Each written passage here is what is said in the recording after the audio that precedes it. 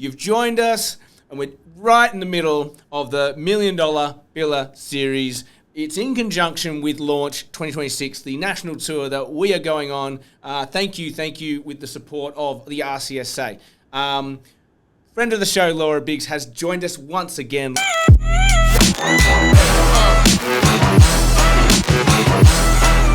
Laura, welcome. Hi, good to be back. Excellent. Laura, you will be joining us live in Perth in February. So if you listen to this after, you might have missed her. I'm assuming she's going to be fantastic. That's why she's on. But we want to do a little taste of what you would have got or what you're going to get, depending on when you're listening to this, because she oozes excellence. I have seen Laura train so many $1 Million billers. It's crazy. The amount of $1 Million billers that you have produced is unbelievable, Laura. And so that's why I want you on this tour, and that's why I want to talk to you today. So my first question to you is, when you think about all the top billers that you've trained, is there something that stands out to you that goes, when they're the graduate, when you train them, like, this person's going to make it? Is there a habit, a behavior, a trait, personality that stands out to you? Yeah, I think there's a number of things. I mean, one thing I love about recruitment is I think there's different ways to go about it. So you can see $1 Million billers who are, go about it in different ways. Some can be really consultative, some can be really candidate focused. But I think that there's common traits. And so the sorts of things that I look for are someone who wants to be good at their job. They've got some kind of, whether that's a pressure internally, healthy pressure internally, or sometimes it can come from family expectations, things like that. But they want to be able to master something. They don't want to try something, not be able to do it and let it go. Because I find people who come with that mindset, they're prepared to go through the learning curve and the practice to get good at something. So I think people who've got that kind of pride factor in themselves, that really works. People who Sorry to cut you off, a bit of a delay. You're in Perth, but that's it. It's like a problem-solving mindset, isn't it? Like, they're just so determined to solve it. They don't really mind about the outcome in the short term because it's about understanding it. They like a puzzle, maybe. I think it's also that growth mindset, isn't it? Like, so many recruiters I see get caught in, I'll wait till I can be good at something and then I'll do it. And it's like actually the other way around.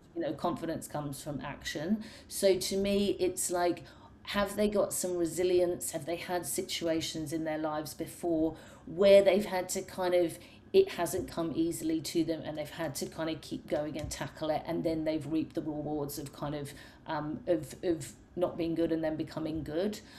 So I think those things. Also, emotional intelligence, it's a people game. Do they, you want someone to be commercial, but I do think that can be kind of taught.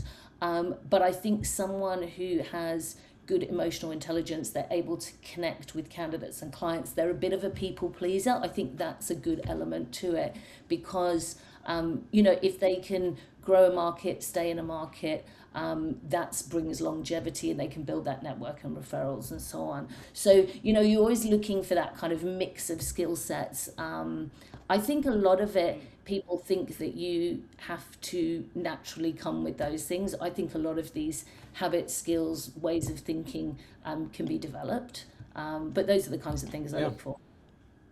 That's interesting. You said something right at the beginning, which is really appealing to me, which is that there's so many different styles of recruiting. You've got the consultative, you've got your transactional, your panel, you've got your whatever. And that's what I hope to get out of this tour as well, is for people to go, there are a bunch of $1 Million billers up here. They're all vastly different in their approach. This one aligns with what my style looks like. But I like what you're saying too. The thread that strings through top billers really, and this is obviously still generalized. There's going to be outliers, but it is that emotional intelligence. And I guess I like what you said. Nothing's come easy to them before. Like, they've had to work to get to wherever they had, or to overcome whatever they had to overcome. Yeah. And that's something you learn, right? And you learn that with kids. When it comes easy, they've got no grit. Yeah. And when it's really hard and they're struggling with friends or they're having issues here or there, sometimes you have to remind yourself, this hurts and sucks to see a kid hurting, but this is good for them. And that's what you're referring to. I like Yeah. that. I really I like think that. that thing, isn't it, where as a parent you develop that, and I think that as leaders we need to do that for our teams. That's our job, to make them Mm, see that they can achieve more than they think they can. I like that. I like that. Mm. Can you can you train that stuff? Let's say you get someone who's really keen. They want to be a big biller. They want to be a high flyer. They love the idea of it, but you can see there's no depth there. Can Mm. we can we train Mm. it? Is it can you mold people, or do you think that's very difficult? I think it depends if they are willing to experience discomfort and they're willing to work hard. I honestly, if I think back over my career of different people that I've worked with and that I've seen come in new to the industry, if they've got that tenacity to get good and they're prepared to do all the elements that's comprised of, I think they can get there. I think it's Mm, way more often, if someone's has another backup plan, they've got something easier to do, that they that kind of stuff is way more of a barrier than someone honing. Our neural pathways can be developed, and to me it's like, if they're prepared to work at developing them and honing those skill sets, I think most people, if they have the interest, can get there. mm, I like it.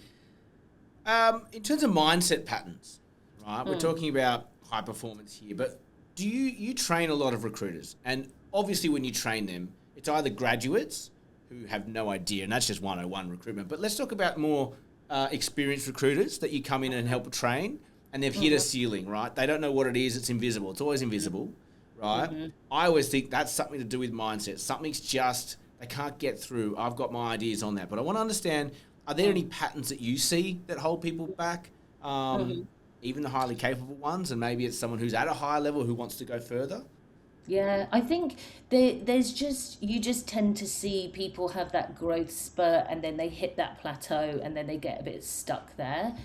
There's a few things that I look at when I'm working with someone at that level. I think one of it is self-limiting beliefs, which I know you're big on. 100%. What are the messages that they have acquired through childhood, schooling, parenting, and so on?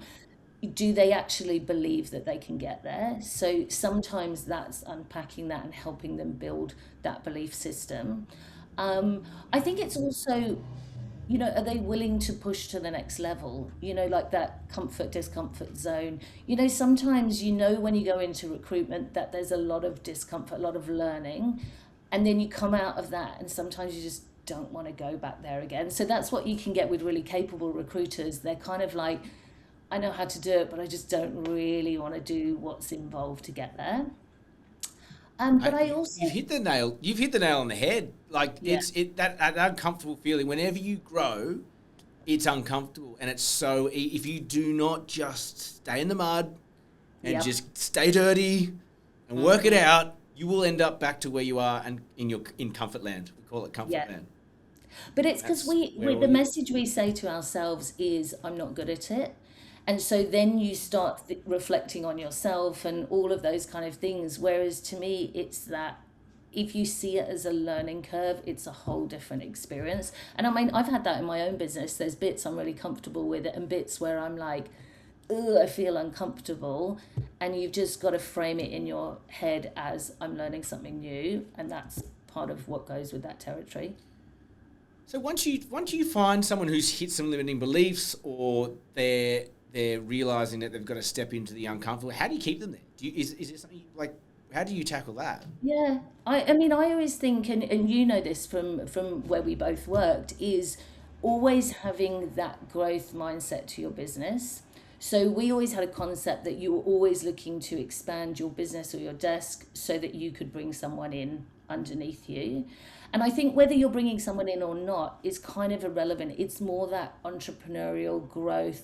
You can be cruising along, you've got clients that are hiring a lot, you've got great relationship with them, everything's sweet, and then something happens to the economy, the clients say, hey, we're going to just settle these people in a bit. So to me, if they're, you need to look for the growth. Where's the gaps? Where's there? And that might be in what they're recruiting or in their skill set. But, where are we going to take that, and then where are we going to develop that? Mm, I love it. Hey, I could talk to you for hours. We're getting to the point where I like to keep these episodes tight, and I want people to come to the show and hear all the goodness you have, because there's so much more here. We've got a ton of things we want to cover. I got one more I'm going to ask to end today, because I think it's a good one. There's one thing you could recommend to recruiters who want to increase their billings. What would it be? Is there one thing? Maybe there isn't one thing. I think there is, and I think it goes back to the point we were just talking about, and you'll understand this concept, is putting yourself in learning zone. So, we used to call it putting yourself in the lecture theatre. You're learning, you're growing, you're experimenting, you're curious about what other people do, you're testing things out, seeing what works, doesn't work. I think if you get yourself in that mindset, as opposed to, I'm doing an exam, I'm failing, I'm good, I'm bad, the client doesn't think, the candidate thinks, to me, if you can get yourself in that mindset and see that, like your candidates and clients, they built their career, we're doing the same thing. So I think if you want to take the pressure off and enjoy it more, I think taking that concept of putting yourself in the lecture theatre can help a ton of recruiters. I love it. I'm going to wrap it up there. Laura, I always get something out of our conversations, and we're going to continue talking after this. But look, that's all we have time for today, guys. If you're in Perth, I think it's 20th of Feb, come and see us. If not, there'll be something post the tour that's going to come out as well. So sit tight for that. Laura, thank you again. Pleasure. Looking forward to the launch. Fantastic. As always, have an amazing day. May all your deals come true.